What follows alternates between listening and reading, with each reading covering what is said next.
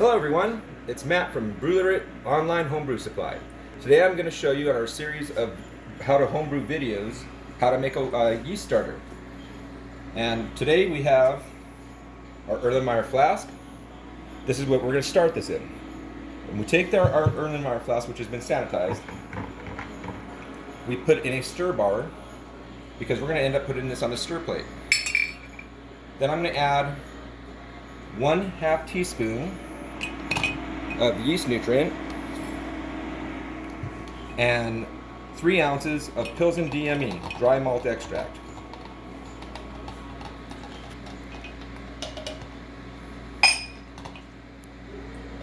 Then I'm going to top it up with water. You're using 2 ounces of DME for every 16 ounces of water. We are going to do a 750 milliliter starter, so I'm using 3 ounces.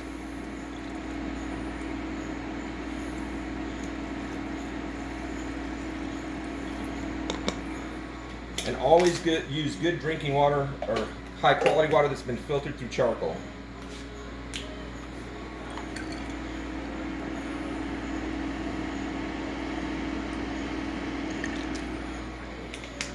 Now all we have to do is bring this to a boil, and we're doing this in a double boiler because you can't put an Erlenmeyer flask on direct heat.